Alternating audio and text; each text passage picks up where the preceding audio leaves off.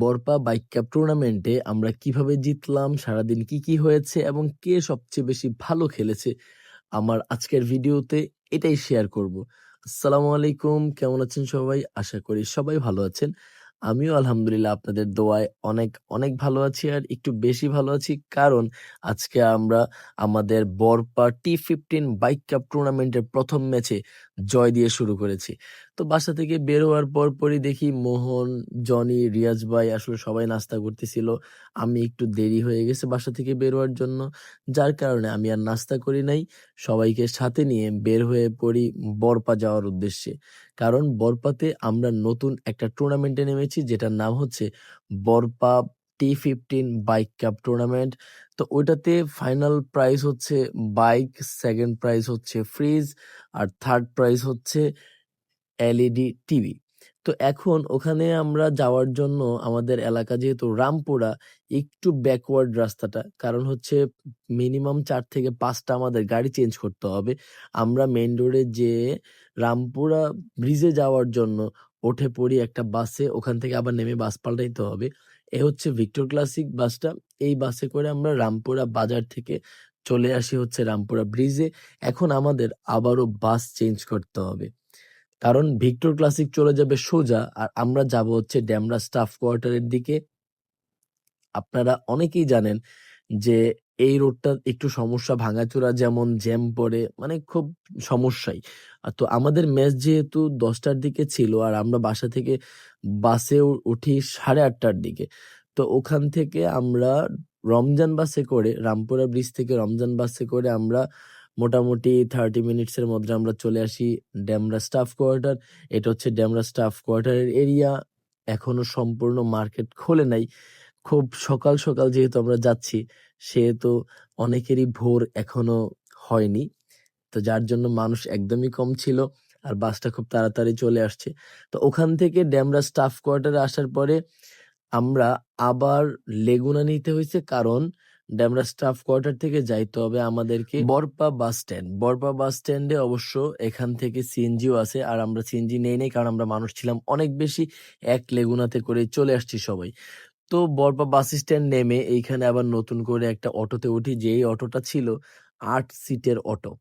তো অটোর জার্নিটা ভালোই লাগছে। 5 মিনিটের রাস্তা বরপা বাস স্ট্যান্ড থেকে মাসাবু ক্রিকেট মাঠ। এই হচ্ছে আমাদের আজকের বাইক কাপ টুর্নামেন্টের মাঠ।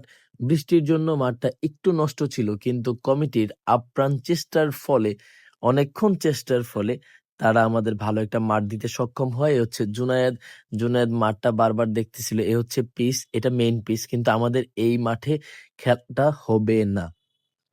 আমাদের খেলাটা হয়েছে পাশে আরেকটা পিচ আছে, ওই পিচটাতে। এই পিচের সাথে লাগানো আরেকটা পিচ আছে, এই যে এই জায়গাটাতে আমাদের খেলা হয়েছে, এবং খুব চেষ্টার ফলে ভালো একটা পিচও তারা করতে সক্ষম হয়েছে।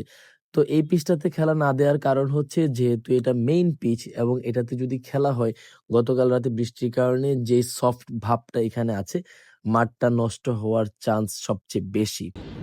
এই যে আমাদের টিমের এইখানে 4 জন প্লেয়ার দেখা যাচ্ছে। এই যে আমাদের টিমের হার্ড হিটার জুবায়ের সানি। আজকে কত রান করার ইচ্ছা আছে তোমার? ইনশাআল্লাহ 100 করার ইচ্ছা আছে। পিচ কেমন লাগতেছে? পিচটা একটু ভিজা, আউটফিল্ড সময় দেওয়া লাগবে। আউটফিল্ড মোটামুটি ভালো, মাঠটা অনেক বড়। তোমার কাছ থেকে দল কি রান পাবে? ইনশাআল্লাহ ইনশাআল্লাহ। এই যে আমাদের আরেক হার্ড হিটার ওহিদুজ্জামান লাবু, সে অনেকদিন পরে যদিও মাঠে আসছে, কিন্তু সে অনেক প্র্যাকটিস হার্ডওয়ার্ক করেই সে মাঠে আসছে। আজকে দল তোমার কাছ থেকে কি কি আশা করতেছে? একটা ক্যামিও ইনিংস, এটা কি তুমি দিতে প্রস্তুত? ইনশাআল্লাহ। মাঠ কেমন? মাঠ ভালো। ভালো না? তো যাই হোক, হোপ ফর বেস্ট। এদিকে যদিও ছবি তোলা চলতেছে। আমাদের টিমের ফিনিশার জুনায়েদ বুগদাদি, আজ হোক নাসির হোসেন। জুনায়েদ, তোমার কাছ থেকে তো দল অনেক আশা করে, তুমি আজকে দলকে কি? আমি সবসময় ভালো ইনিংস খেলার আশা করি। রাইট, আমরা জানি জুনায়েদ সবসময় খুব ভালো ফিল্ডিং করে থাকে। এই হচ্ছে জয়, আমাদের দলের মিডল অর্ডারের নির্ভরযোগ্য ব্যাটসম্যান। আজকে কত রান করার ইচ্ছা আছে? 50। দল কি আশা হতো? হ্যাঁ, আশা ছোট। অনেকক্ষণ আমরা দুষ্টামি করার পরে পরবর্তী সময়ে আমাদেরকে কমিটি থেকে ডাকা হয় বল বাছাই করার জন্য। কারণ হচ্ছে আপনাকে বল এই টুর্নামেন্টে কিনতে হবে।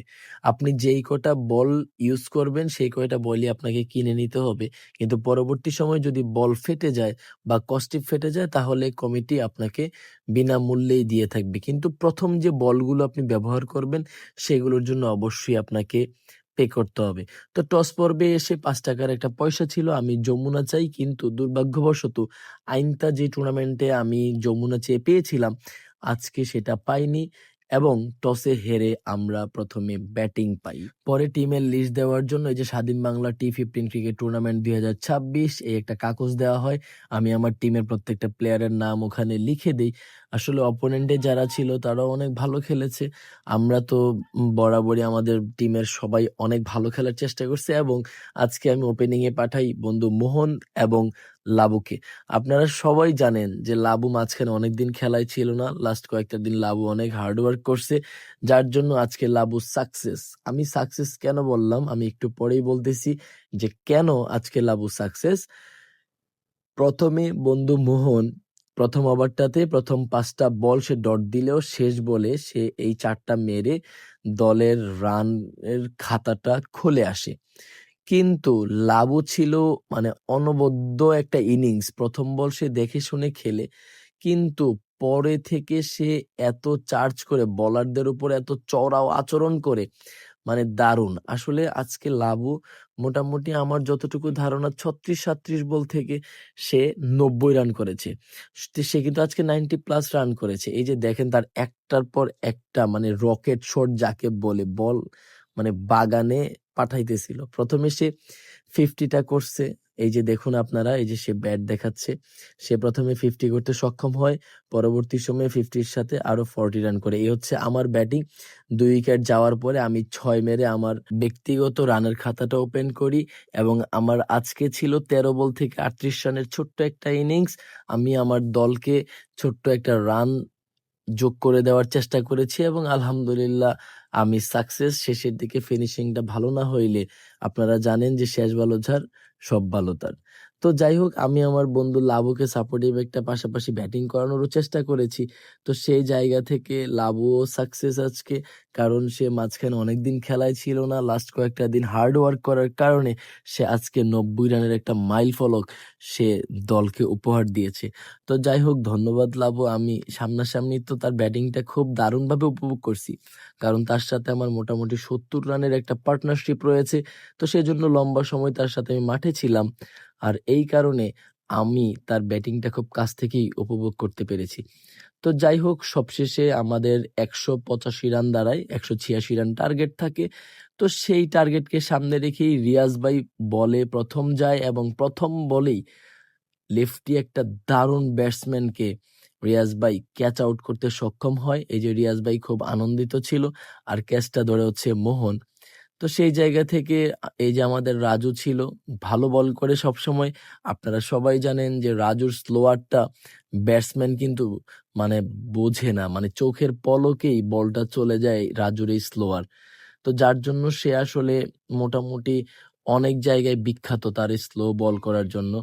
তো আর আমার বোলিং এ অবস্থান ছিল এমন যে লাস্ট ৩ ওভারে ৫২ রান লাগতো। ভিডিও করেন ৪টা রানের ভাই, একটা ওভার 4টা রানের ইম্পর্টেন্ট একটা ওভার করছেন। ভাই গুড হৃদয় ভাই, গুড। আমারে ক্যাচ মিস। জনি ভাইয়ের মুখ থেকেই শুনলেন আসলে ৩ ওভারে ৫২ রান লাগতো, আর আমার একটা ওভার ছিল হাতে এবং রাজু আমাকে ওই ওভারে পাঠায়, যার ফলে আমি ওই ওভারটাতে ৪ রান দিয়ে 50+ করা একটা ব্যাটসম্যানের উইকেটটা নিয়ে আসি। তখনই খেলাটা আমাদের হাতে আবার পুনরায় চলে আসে। তো যাই হোক, আলহামদুলিল্লাহ আজকে দারুণ একটা ইনিংস খেলেছে লাবু, যার জন্য ম্যান অফ দ্য ম্যাচের যে কার্ড সেটা তো তার হাতেই উঠবে, ট্রফিটা তার হাতেই উঠবে এবং লাবু অনেকটা আবেগ আপ্লুত ছিল আজকে ম্যান অফ দ্য ম্যাচ হয়ে। কামব্যাক করার পরে প্রথম ম্যাচেই সে ম্যান অফ দ্য ম্যাচ। তো আলহামদুলিল্লাহ, আমাদের জন্য আপনারা যেমন দোয়া করেছেন আমরাও ঠিক তদ্রুপ ইনশাআল্লাহ মাঠে দেওয়ার চেষ্টা করেছি এবং আলহামদুলিল্লাহ আমরা সফলও হয়েছি। তো যাই হোক, পরবর্তী খেলার জন্য আমাদের আগামী দিন ডেট দেওয়া হয়েছে। আপনারা সবাই দোয়া করবেন আগামী দিন সকালে আমাদের এই বাইক কাপ টুর্নামেন্টের দ্বিতীয় খেলা। তো ইনশাল্লাহ আগামী দিন আপনাদের সাথে দেখা হচ্ছে মাঠে। ততক্ষণ সবাই ভালো থাকবেন, আমাদের জন্য দোয়া করবেন। আসসালামু আলাইকুম।